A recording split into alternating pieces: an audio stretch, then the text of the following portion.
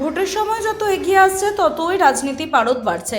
114 দমদম বিধানসভা নির্বাচনে সকাল সকাল দক্ষিণ দমদম পৌরসভার 13 নম্বর ওয়ার্ডের পৌর প্রতিনিধি তন্দা সরকারের উদ্যোগে 3 বারের জয়ী ও 4 বারের মনোনীত প্রার্থী ব্রাত্য বসুর সমর্থনে প্রচার সারলেন।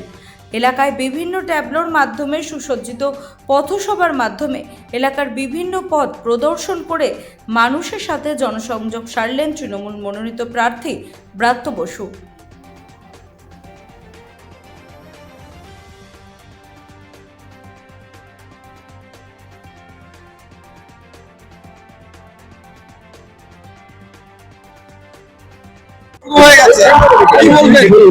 না, আজকে তো 152টা সিটে ভোট হচ্ছে 16টা জেলায়। আশা করব ভোট শান্তিপূর্ণ হবে এবং বিজেপিকে গতবারের মতোই বঙ্গবাসী ঝেঁটিয়ে বিদায় করবে। আপনার ওয়ার্ডেও আজকে মাননীয় মন্ত্রী, শিক্ষামন্ত্রী, আপনার এলাকার বিধায়ক এসেছিলেন, কি বার্তা দেবেন, কি বলবেন?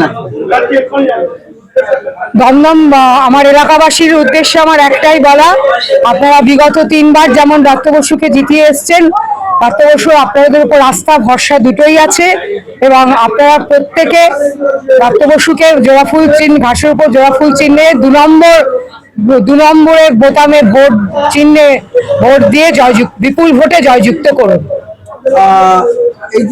বন্দ্যোপাধ্যায়ের উন্নয়নের প্রকল্প সারা ওয়ার্ডের সমস্ত মানুষের ঘরে ঘরে পৌঁছে গেছে। ব্রাত্য বসুর সহযোগিতায় দমদমের এই 13 নম্বর ওয়ার্ডে যে সমস্ত উন্নয়ন হয়েছে সেই উন্নয়নের সঙ্গে পা মেলাতেই সমস্ত মানুষ আজকে ব্রাত্য বসুর সাথে পা মিলিয়েছে। বিভিন্ন সময় যখনই পৌরমাতা হয়েছি ব্রাত্য বসু একটাই কথা বলেছেন, মমতা বন্দ্যোপাধ্যায় আমাদের একই সবসময় নির্দেশ দেন, সবসময় মানুষের কাছে মাথা নিচু করে যাও, মানুষের অভাব অভিযোগ, মানুষের সুযোগ সুবিধা, কিসে মানুষের অসুবিধা হচ্ছে সেগুলোকে দূর করবার চেষ্টা করো।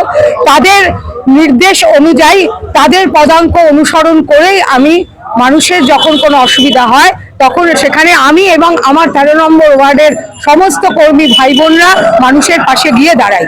আমি একা নই, আমার সাথে আমার এই 13 নম্বরের সমস্ত বোনেরা, আমার ভাইয়েরা সবাই আছে। এই উদ্দেশ্যে একটাই কথা বলবো যে কোনো মূল্যে আমরা সবাই মিলিত হয়ে ব্রাত্য বসুকে 13 নম্বর ওয়ার্ড থেকে বিপুল বিপুল বিপুল ভোটে জয়যুক্ত করব। জয় বাংলা।